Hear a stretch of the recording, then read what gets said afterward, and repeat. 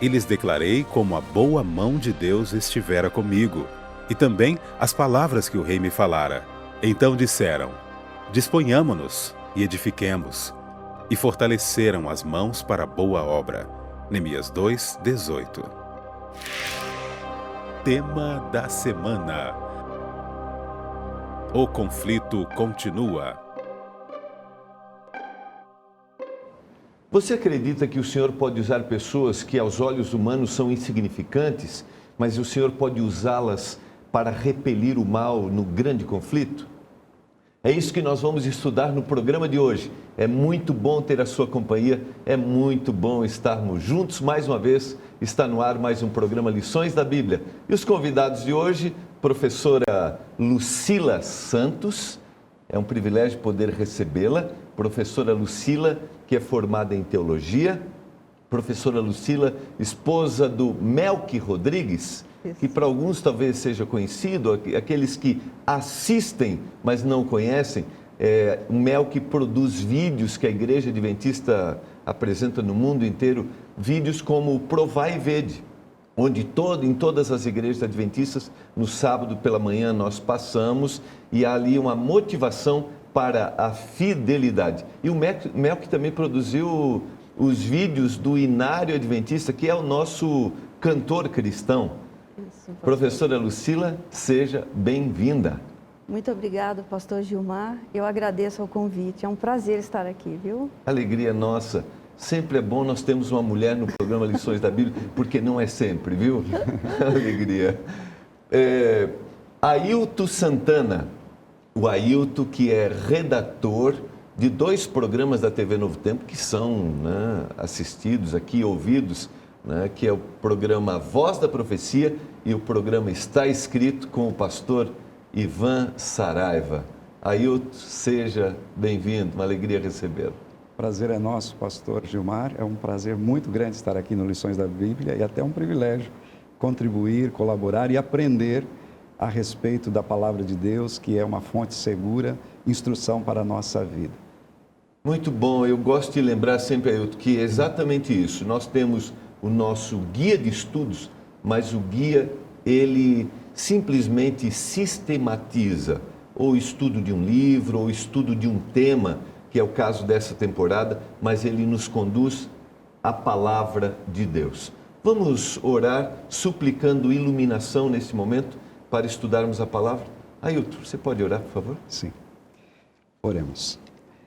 Maravilhoso Deus e Pai, nós vamos abrir a Tua santa palavra e precisamos que o autor das Sagradas Escrituras, o Espírito Santo, ilumine a nossa mente, para que dela nós possamos extrair ensinamentos para pôr em prática no nosso dia a dia.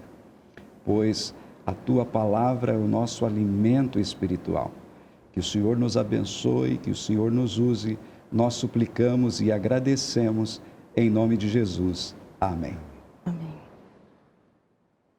Mais uma vez, nesse momento, nós vamos ter a oportunidade de ouvir a palavra do autor. Eu sempre motivo você que participa de uma comunidade, que gostaria de compartilhar com seus amigos o que a gente aborda aqui.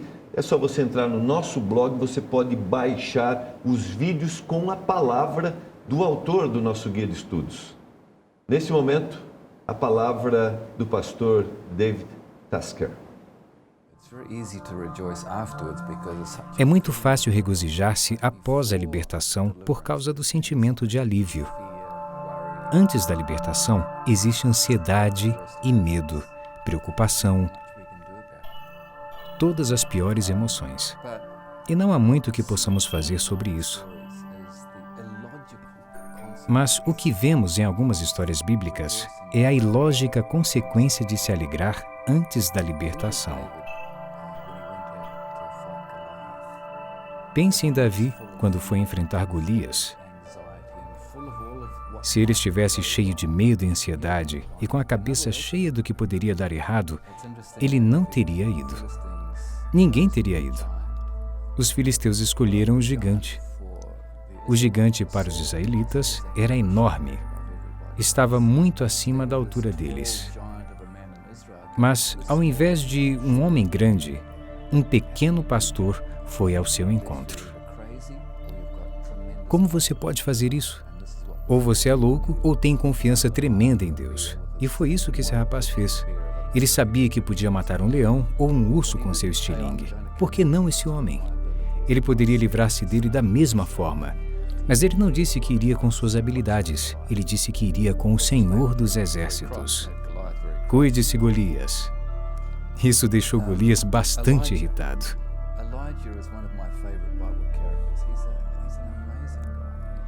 Elias é um dos meus personagens bíblicos favoritos. Ele é um homem incrível que passou os guardas do rei. Como ele fez isso? Esse homem fez isso, simplesmente passou por eles e entrou na presença do rei. E então disse ao rei que não choveria por muitos anos até que Deus permitisse que a água viesse novamente. Esse foi um grande desafio. E é claro que o rei e todas as pessoas da região eram adoradoras de Baal naquele tempo. E Elias saiu antes que o rei recobrasse os seus sentidos e mandasse matá-lo. Que ousadia ele entrar em minha presença sem pedir permissão. E Elias saiu o mais rápido possível e se escondeu. Como Elias conseguiu fazer isso com tanta confiança antes que Deus fizesse algo?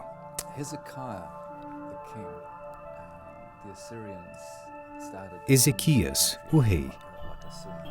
Os assírios começaram a entrar no país novamente como um tsunami.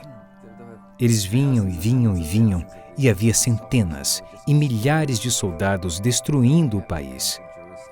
Eles estavam prestes a chegar em Jerusalém, e o rei assírio enviou esses oficiais que anunciaram às pessoas: não confiem no seu rei.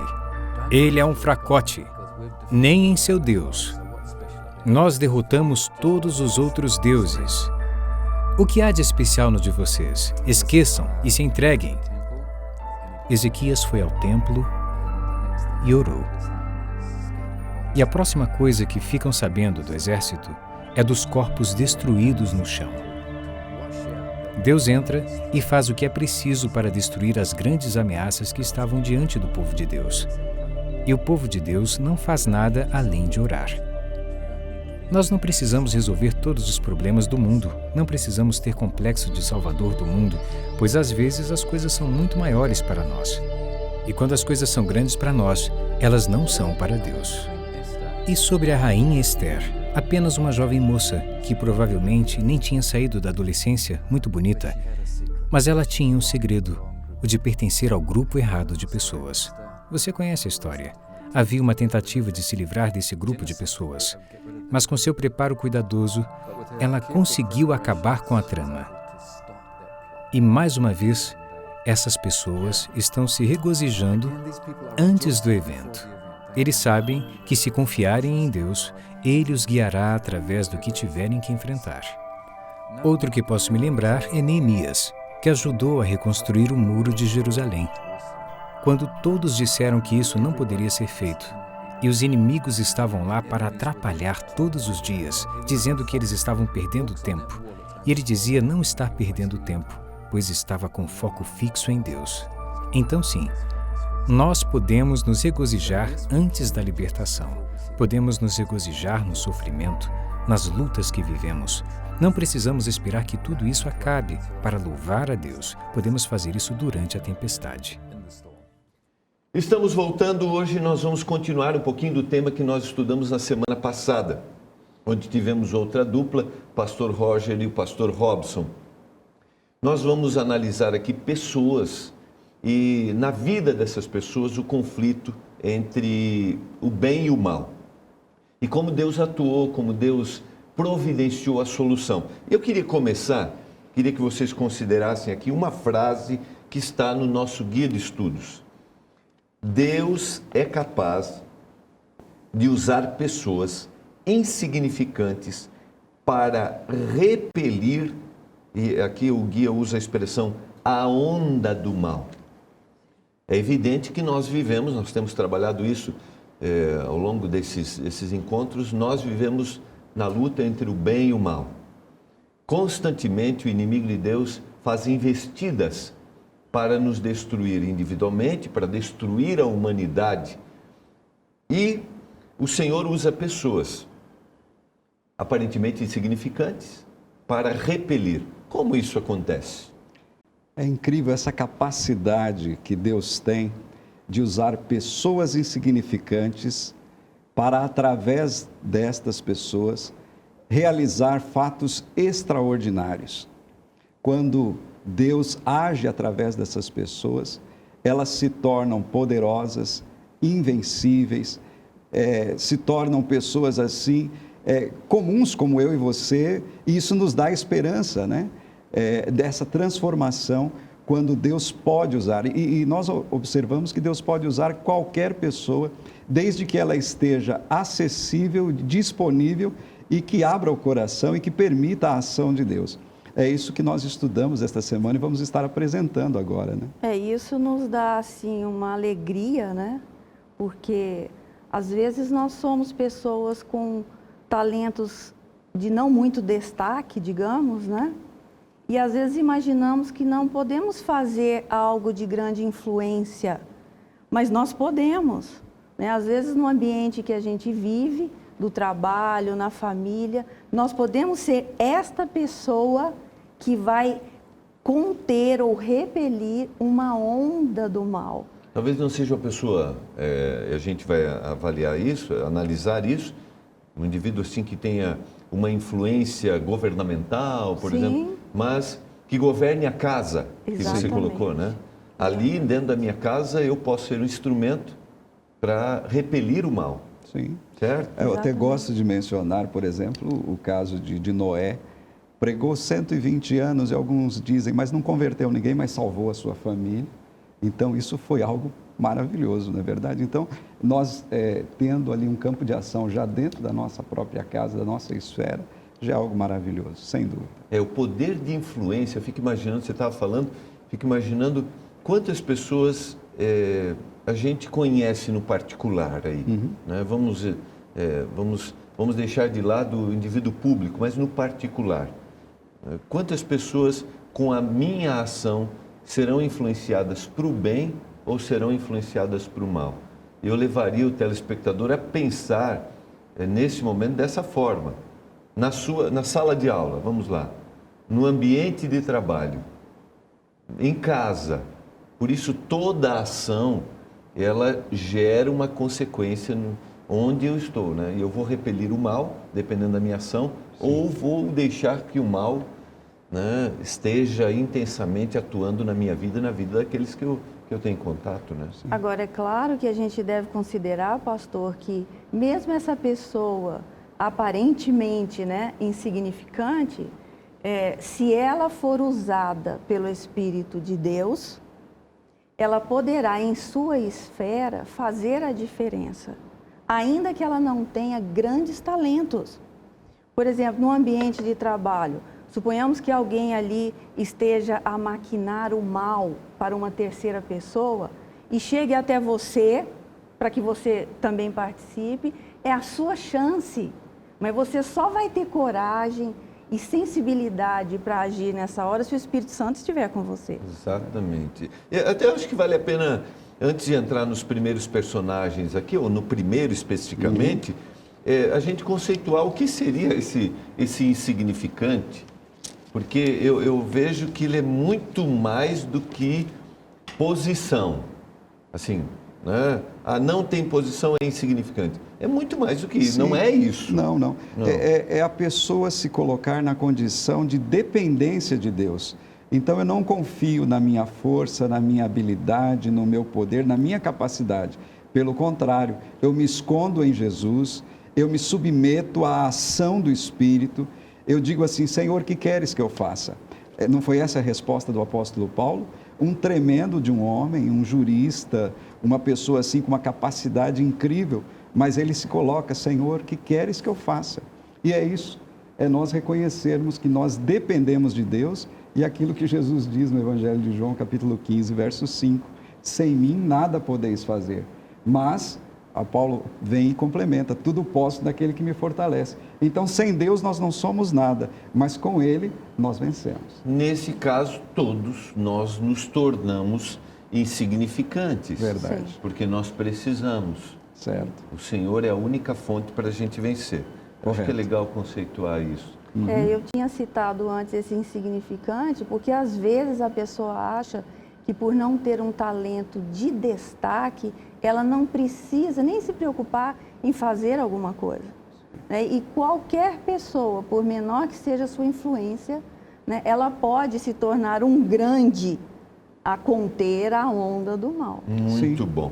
Vamos analisar o nosso primeiro personagem, que acaba envolvido com dois outros diretamente, que mostram na vida deste indivíduo. Davi é o nosso personagem aqui, e eu sugiro a leitura do texto de 1 Samuel capítulo 17, versos 43, todo o capítulo 17, mas o guia cita aqui o verso 43 a 51.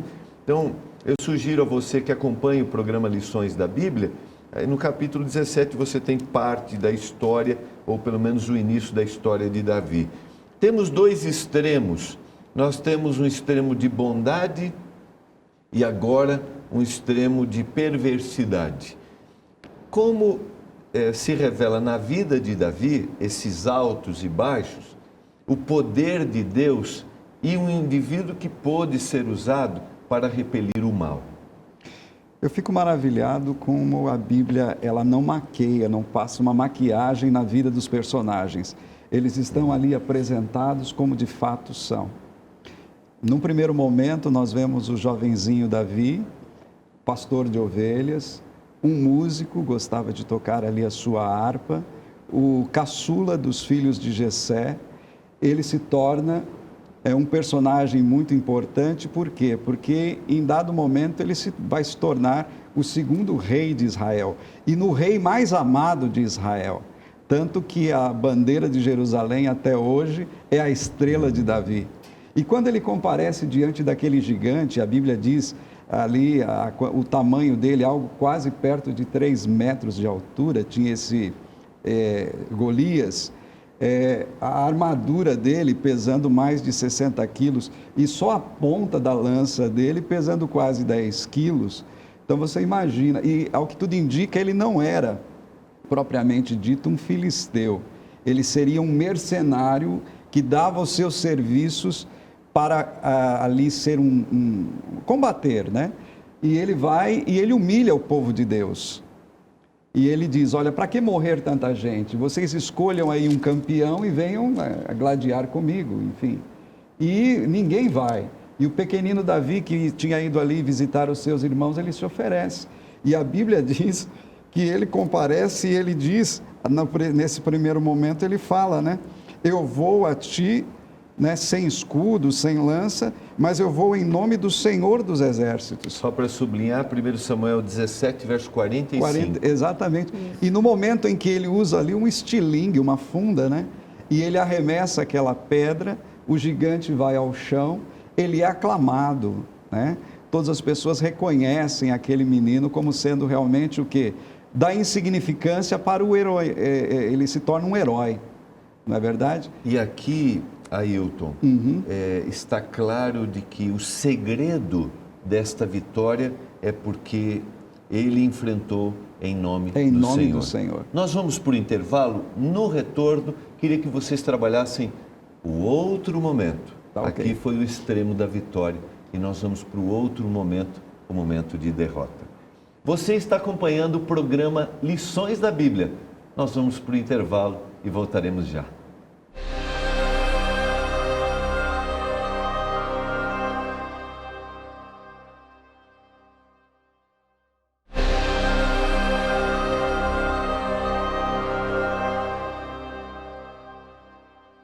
Esse é o programa Lições da Bíblia. No programa de hoje nós estamos percebendo como Deus pode usar todo aquele que se coloca em suas mãos. Deus pode usar todas as pessoas para que o mal seja repelido.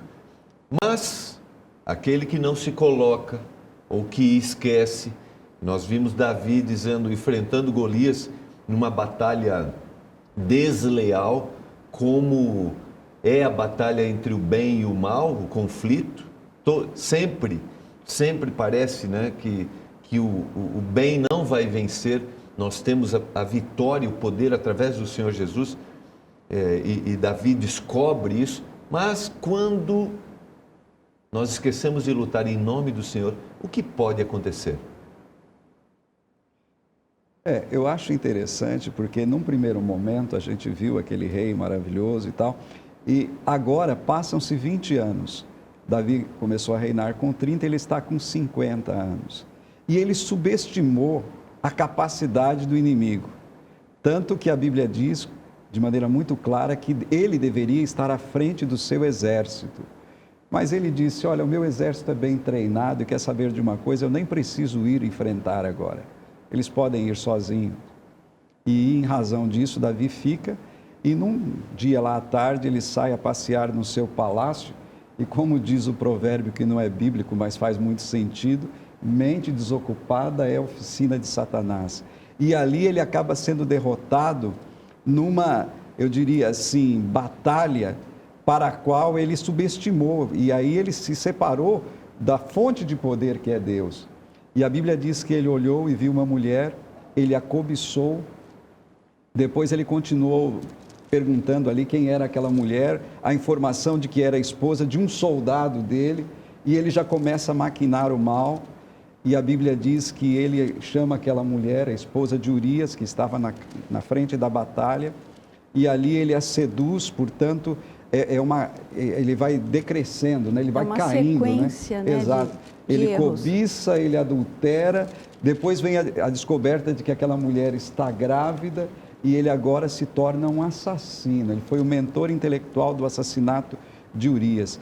Portanto, que derrota teve esse homem, até porque subestimou e deixou de lado o poder de Deus. E ele quis enfrentar a situação ali, a tentação de peito aberto.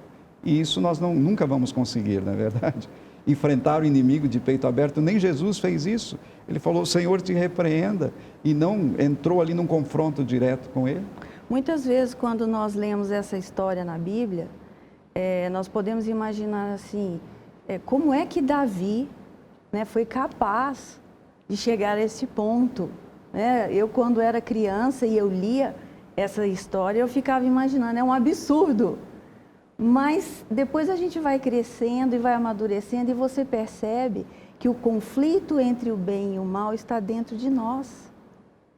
E muitas vezes na nossa vida, nós vamos fazer ou já fizemos algo semelhante ao que aconteceu com Davi.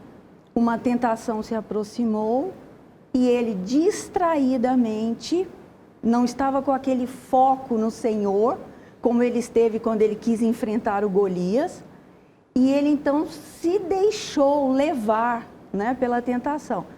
Isso acontece na nossa vida. Sim.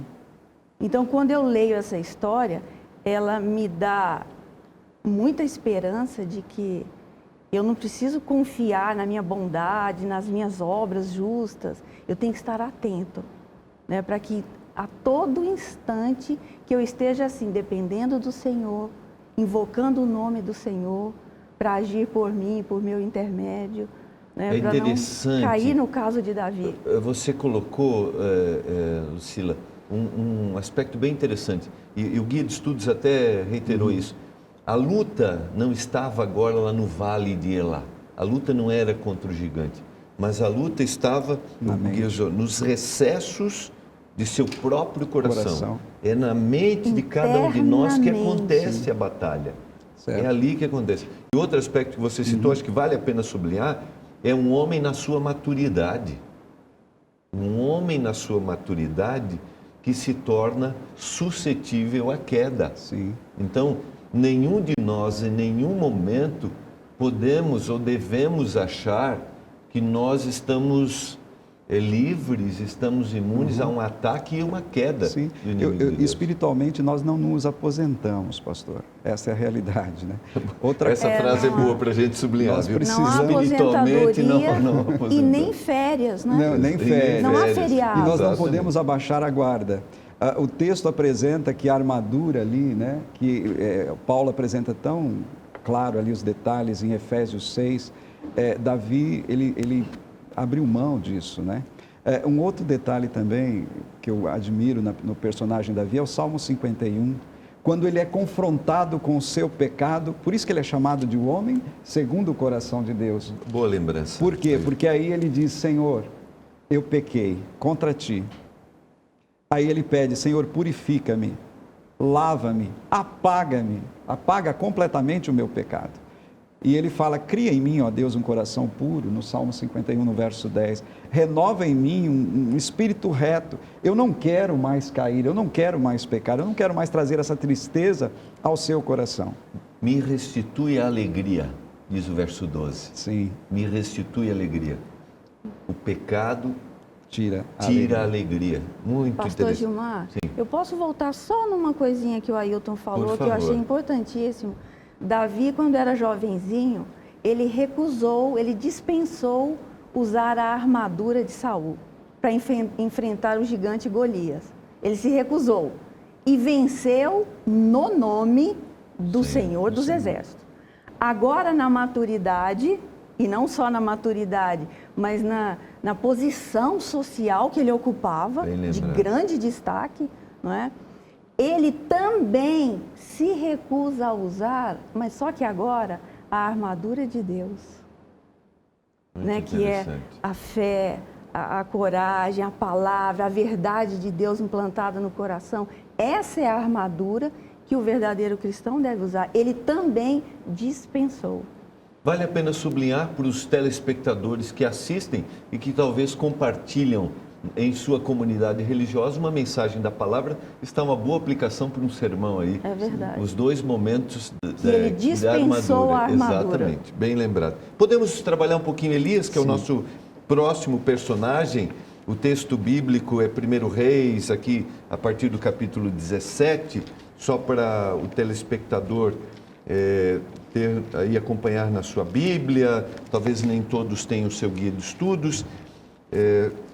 A gente tem aí em 1 Reis, a partir do capítulo 17, né, os vários momentos da história de Elias, as várias situações, tá, que é a predição da seca, por 3 anos não choveria, o enfrentar primeiro a denúncia diante a notícia diante do rei, não a denúncia, a notícia diante do rei que não choveria, a coragem para isso, a vitória no Monte Carmelo, e depois a segunda parte, que é o momento em que ele foge e tem um encontro com o Senhor no Monte Horeb, no Monte Sinai. Né? Podemos trabalhar um pouquinho? Sim, pastor. O que me chama a atenção é que Elias, ele aparece como sendo assim também um insignificante, ou seja, uma origem meio que desconhecida. E também ele não vem numa pompa. Veja como ele comparece diante do rei Acabe, vestido ali com pele de animais ali, né? Enfim, de camelo. E ele aparece e no momento, e ele enfrenta ali, ele passa pela guarda e ele vai na frente do rei. Um rei que havia feito algo terrível, né? Porque ele havia se ligado a uma esposa que era idólatra e por influência dela ele havia permitido a idolatria no povo de Deus. E às vezes Lições da Bíblia tem esse objetivo, né? Fazer ali um paralelo. Hoje talvez nós estejamos aí analisando, mas eu não sou um idólatra. Tudo aquilo que nos separa de Deus, tudo aquilo que rouba o nosso tempo de Deus, tudo aquilo que interfere no nosso relacionamento com Deus, acaba sendo também um ídolo. E eu creio que Calvino, quando disse que o coração do homem é uma fábrica de ídolos, ele estava corretíssimo. Porque nós realmente também nos envolvemos e nos esquecemos de Deus. Mas agora Elias aparece, depois da seca, para dizer que só o Senhor é Deus. E isso é o significado, inclusive, do seu nome. Jeová é Deus, o Senhor é Deus. E ele faz aquele desafio. E ali, o insignificante vai fazer mais uma vez algo extraordinário, que é restaurar o altar de adoração do Deus verdadeiro, único, que deve ser adorado, que é o nosso Senhor Deus Todo-Poderoso, Criador dos céus e da terra. Talvez o Senhor esteja chamando a cada um de nós, em nossa esfera de influência, quer seja grande ou pequena, tendo uma função, às vezes, de liderança governamental, de empresas, o Senhor também nos chama para fazermos o que fez Elias, né? Restaurarmos a aliança daqueles que estão ao nosso redor com Deus, né? Só para a gente pensar um pouquinho, porque isso é muito, muito interessante. O Guia de Estudos não aprofunda, mas só para a gente lembrar, né, que Elias teve também seu momento de medo, de fuga, né? Desse perigo de... a qualquer momento nós podemos, por isso constantemente nós precisamos estar ligados. O que nos leva também, pastor Gilmar, a avaliar a nossa situação, né? Elias teve um momento glorioso, digamos assim, no Monte Carmelo, né, onde os profetas de Baal foram ali destruídos e o nome do Senhor foi magnificamente honrado, né?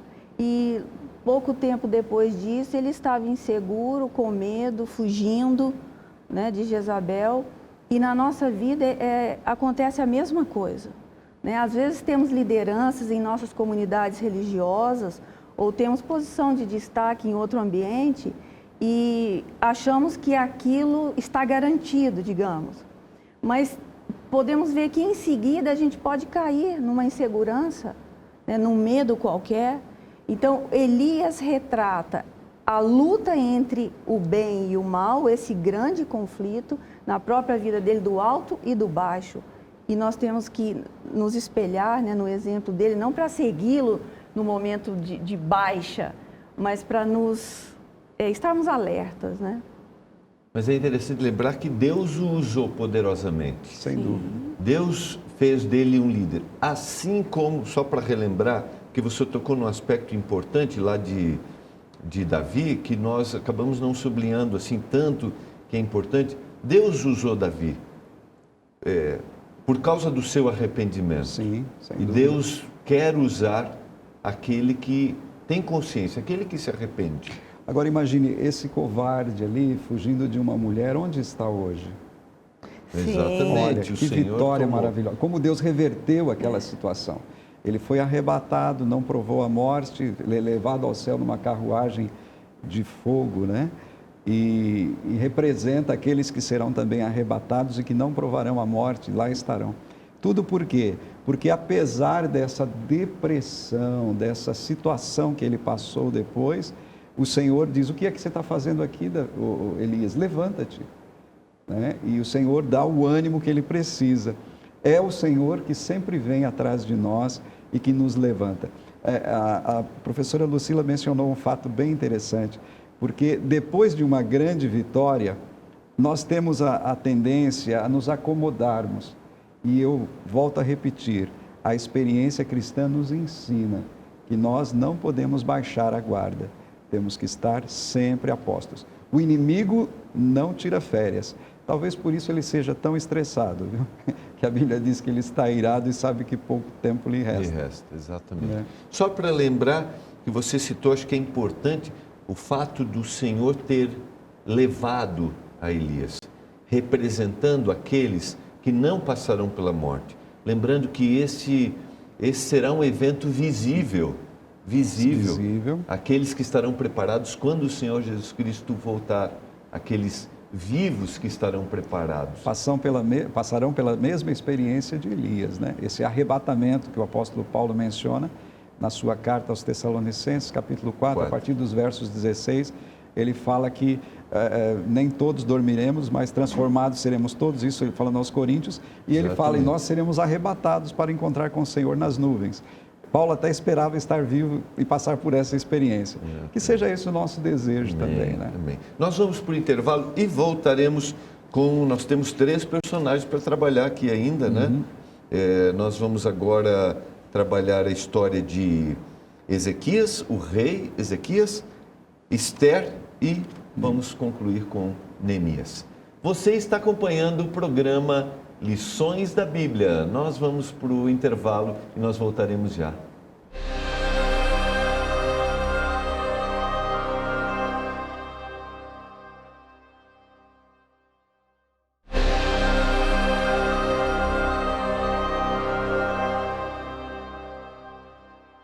Estamos voltando para o nosso último momento do programa de hoje. Eu tenho a certeza que está sendo extremamente motivador para você, como está sendo aqui para a gente, ver esses testemunhos, como Deus pode usar pessoas que erram, cometem seus equívocos, mas pessoas que nas mãos do Senhor são instrumentos para que o mal, a atuação do inimigo de Deus seja repelido no nosso trabalho, na nossa casa, em nossa comunidade, onde tivermos contato com alguém.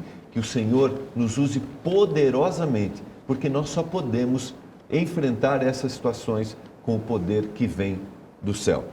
Vamos trabalhar um pouquinho Ezequias, diante da ameaça do rei assírio Senaqueribe, mais uma situação aparentemente desleal, não tem forças. Qual foi a atitude de Ezequias? Eu quando vejo a história de Ezequias, mais uma vez eu vejo o poder de Deus de maneira assim absurda ali, né? Porque Senaqueribe, ele já havia espoliado o povo de Deus, já havia levado muita riqueza, mas ele diz ainda, ele envia uma carta, ele envia mensageiros e diz assim, olha, para que guerra? Vocês têm que se render. E ele desafia e fala assim, ele escreve uma carta, manda ali seus emissários, e ele está dizendo, olha, vejo que eu já fiz a nações muito mais poderosas que vocês. Ídolos que eles adoravam, e o Deus de vocês nem se permite ser adorado através de um ídolo. Parece que ele quer se esconder, ele vai ultrajando ali a pessoa de Deus, a figura do nosso Senhor Deus. E o que o rei Ezequias faz? Ele pega esta carta, ele leva, ele entra diante do templo, na casa do Senhor, e ele abre esta carta e apresenta ali a Deus. E ele faz uma oração intercessora. Ele diz, Senhor, veja o que está acontecendo. Eu sei que nós pecamos contra Ti, mas, Senhor, não permita de maneira nenhuma que esse ímpio continue o quê? Subjugando o Teu nome, é o Teu nome. E ele ali apresenta diante de Deus, e Deus o que faz? Deus responde aquela oração de uma maneira maravilhosa. Não precisou muito, apenas um anjo desceu do céu e aniquilou 185 mil soldados.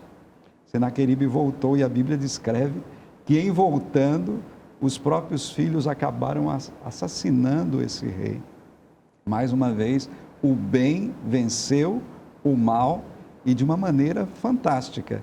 O Senhor apenas pediu para que um anjo voltasse. E a Bíblia nos dá essa promessa, né? De que o anjo do Senhor acampa-se ao redor dos que o temem e os livra. Então nós temos também ao nosso lado um anjo. Ailton, essa passagem é fantástica mesmo. Quando o rei Ezequias se deparou com aquela afronta, né, de Senaqueribe, a primeira coisa que ele fez, pastor Gilmar, foi ir ao templo, à casa do Senhor, e mostrar, olha, Senhor, olha aqui, o que está vindo contra nós. Aí eu fico imaginando na minha vida, quando eu tenho uma dificuldade, um problema, um assunto para resolver, uma questão difícil às vezes, né? Será que a gente não sai correndo atrás de soluções humanas primeiro? Liga para um, liga para outro, vai ao banco, não sei o quê. E olha que exemplo extraordinário, a primeira atitude nossa deveria ser, né? Literalmente, apresentar o problema ao Senhor. Senhor, eu estou com essa dificuldade. O que é que o Senhor pode fazer por mim e por minha família? É um exemplo extraordinário do rei Ezequias. Me permita ler os dois versos que vocês citaram aqui. São 3, está em 2 Reis, capítulo 19, a partir do verso 14. Eu vou ler o 15, e orou, depois de estar ali na casa do Senhor, né, no verso 14, e orou perante o Senhor, dizendo, ó Senhor Deus de Israel, que estás entronizado acima dos querubins, tu somente és o Deus de todos os reinos da terra. Tu fizeste os céus e a terra. Inclina, ó Senhor, o ouvido e ouve. Abre, Senhor, os olhos e vê. Ouve todas as palavras de Senaqueribe, as quais ele enviou para afrontar o Deus vivo. Talvez nós estejamos neste momento falando para você e tem diante de você uma situação adversa, como foi mencionado, por que não irmos na presença do Senhor? Não importa qual seja a batalha, qual seja a ameaça, qual seja o problema, o Senhor tem poder para vencer, a vitória é certa. Só para a gente refletir um pouquinho. Vamos adiante. Nosso próximo personagem, Esther. Particularmente eu gosto muito da história de Esther. Só para contextualizar, para aquele que talvez esteja tendo contato pela primeira vez, o povo de Deus foi libertado depois de um período de opressão por Ciro, me ajuda aqui para relembrar, Hilton, né? Foi libertado por Ciro, mas alguns não voltaram para sua terra, continuaram ali, e agora o império dominante nessa época é o Império Medo-Persa, porque havia caído o Império de Babilônia. Sim. E o povo de Deus tem liberdade para viver, mas essa liberdade agora se limita.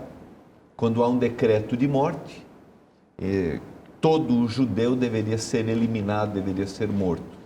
E a gente tem a história de Esther, que tem detalhes. Ela se torna rainha depois de Vasti ser deposta, e ela é usada agora por Deus, através da orientação do seu primo, Mordecai. Ela é usada por Deus para, através da sua atuação, ser um instrumento de libertação.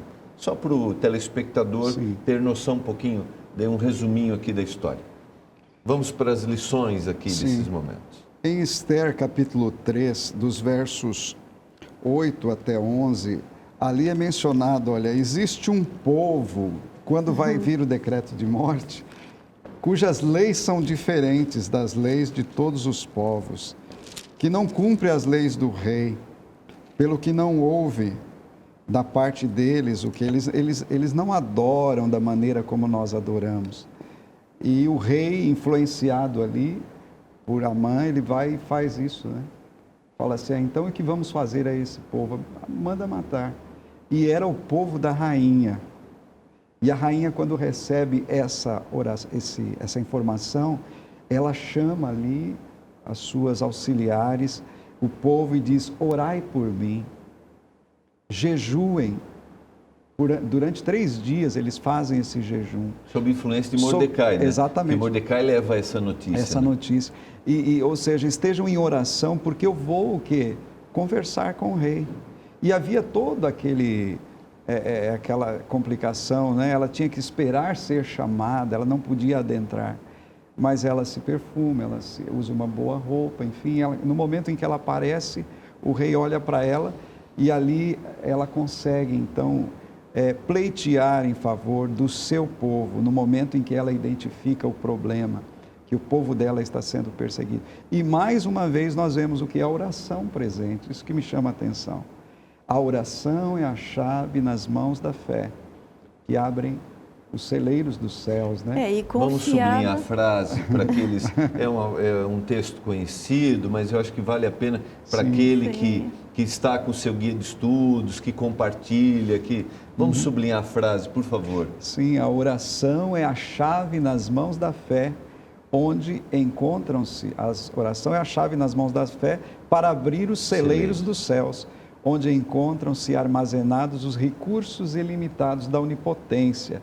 Então, para receber estas bênçãos, nós precisamos ter comunhão com o Senhor, suplicarmos, pedirmos, e aí entra a oração. Muito bom. E nesse detalhe, pastor, da vida de Esther, e que ela orou, né? A primeira coisa que ela fez foi orar, pedir que os conhecidos orassem também. Isso nos ensina algo extraordinário. Nós, quando temos uma dificuldade, nós não precisamos esperar ver algo já começar a acontecer para dizer, não, então eu vou no caminho do Senhor porque já está dando certo. Não, Esther não sabia se seria recebida. Eles oraram, ela orou e ela foi, sem ter evidência alguma, né, de que seria bem-sucedida. Esse é o exercício da fé, né? Exato. Você dá aquele passo sem, digamos assim, né, ilustrativamente falando, dar o passo sem ver onde você está pisando. Eu até vou buscar aqui, porque você falou, eu lembrei de um texto que está no Guia de Estudos, lá no comecinho, regozijar-nos no livramento de Deus antes que ele ocorra, é um ato de fé e adoração. Sim. E não consequência lógica do que acontece ao nosso redor. Aqui, Então, olha, o nosso guia também diz que o próprio Satanás foi o instigador em oculto deste plano, com o objetivo qual? Claro, né? Frustrar o plano de redenção, matar o povo de Deus, para desta maneira aniquilar o Messias que viria prometido daquele povo. É bom a gente lembrar, né? É uma informação técnica, mas é interessante que a gente não vê no livro de Esther Deus, a palavra Deus. Não aparece. Não aparece a palavra Deus. Assim como a gente não vê de forma direta o mal, mas nós vemos Deus atuando Sim. e nós vemos o mal atuando, instigando. E a gente tem os personagens, Sim. que é Amã, né, que você citou, que é usado pelo inimigo de Deus para instigar o rei para o decreto de morte. E inclusive, é traçado um paralelo aqui no nosso guia de estudo, apontando para o futuro. É um momento em que a adoração novamente vai estar em foco, né? Porque a adoração é que Sem dúvida. criou. E agora nós vemos o quê? Haverá também um decreto para perseguir o povo de Deus. Mas da mesma maneira que o Senhor livrou o povo no passado, não há o que temer. O Senhor estará conosco e vai nos livrar também quando isso ocorrer. Vamos para o último personagem, temos aí 3 minutinhos. Opa! Vamos trabalhar Neemias aqui rapidamente, porque poderia só, para o telespectador, só relembrar um pouquinho a história rapidamente, aí só para situar. Sim. Neemias, ele está agora ali como copeiro, né, de Xerxes. E o que me chama a atenção... Que é o rei do império que domina esse período da história. Olha, que me chama a atenção, num período, a função de um copeiro era algo assim, muito, eu diria assim, é bom a gente destacar. No momento em que os reis, eles tinham medo de ser assassinados, né? Imagina a preocupação deles com as pessoas que os serviam. Era de alto risco essa profissão. Exatamente. Porque era a pessoa responsável por servir o rei. Então era um cargo de altíssima confiança. E ali está Neemias, um copeiro do rei. Mas a Bíblia diz que ele comparece diante do rei e ele agora manifesta um desejo. Ele está cabisbaixo e o rei tinha um relacionamento ali de confiança com ele e percebe isso. E diz, por que o seu semblante está assim? E ele diz, como eu poderia estar bem, sendo que a cidade amada, a cidade em que cremos ali, o meu povo está, os muros estão derribados, está uma situação complicada. E o rei se interessa, olha que coisa interessante, e diz, o que você quer que eu te faça? Ele falou, olha, eu poderia ir lá e reconstruir. E olha, o rei faz agora uma pergunta, você vai demorar muito? Por quê? Porque o rei não quer abrir mão do serviço desse funcionário de extrema confiança. E aqui, pastor e professora, tem algo muito interessante. Nós vemos em vários momentos na Bíblia pessoas que são usadas por Deus para exercerem cargo de confiança. Sim. José no Egito, Daniel em Babilônia, e nós temos agora o caso de Neemias. Portanto, a honestidade é levada em conta, a fidelidade é levada em conta. E aqui fica também um aviso aos nossos queridos irmãos, para que eles possam colocar isso em xeque também, né? Sejam fiéis a Deus e Deus os honrará. Né? Aqueles que trabalham, às vezes, tem um chefe ali, ou, né, um patrão que não seja, não tenha fé cristã, não viva, que, já pensou, ele perguntar assim, ó, você vai tirar férias, mas volta logo, porque eu preciso de você. Isso é uma coisa extraordinária. E não só nesse sentido, né, pastor, de ser necessário, de ser útil, de ser valorizado, mas no sentido de ser alguém assim, digamos, um funcionário modelo. Né, que dê um bom exemplo e você aí exercerá a influência que é de repelir a onda do mal. Exatamente, naquele ambiente de trabalho ser uma bênção. Volta logo porque eu preciso, não só dos préstimos mas da confiança, da forma como você atua. Dá a entender, né, que havia um apreço pelos serviços, mas também pela pessoa de Neemias. Exatamente. Eu creio que vale a pena a gente só relembrar que nós temos um minutinho, mas é interessante as ações de Neemias nesse processo de reconstrução. Entra a oração aqui de novo. De novo. Ele faz uma oração antes de conversar com o rei, o caso parecido com o caso de Esther, né? E a oração dele, inclusive, traça-se ali um paralelo também com a oração de Daniel. Ele se coloca como um intercessor. E Deus precisa de intercessores, porque é através da intercessão que Deus pode atuar no nosso mundo. Olha que coisa maravilhosa. Deus, para agir, ele precisa estar autorizado, porque ele não pode infringir aquilo que se chama livre-arbítrio. Mas quando um pecador pede por um outro pecador, o Senhor pode atuar na vida daquela pessoa. É o caso de uma mãe que de repente está assistindo o nosso programa. Então, minha irmã, continue intercedendo pelo seu filho, uma esposa pelo seu esposo, né? Um amigo por outro amigo, porque a intercessão, ela é a oportunidade de Deus agir e atuar. Outra coisa, quando ele vai conversar com o rei não somente permite que ele vá, mas providencia os recursos. E ele agora aparece ali para restaurar os muros, e nós somos hoje os restauradores das brechas que há na lei de Deus, por exemplo. Muito o Senhor bem. nos espera que nós sejamos também esses restauradores de brechas, né? Que sejamos instrumentos, porque não existe ruína que não possa ser reconstruída pelo poder de Deus, mas através da nossa atuação. Por isso Deus quer usar-nos, que a gente submeta a Ele. Vamos orar a Deus agradecendo por esses momentos? Pai, nos colocamos em Tuas mãos, todos nós. Eu oro por cada telespectador nesse momento. Talvez eles passem por momentos difíceis.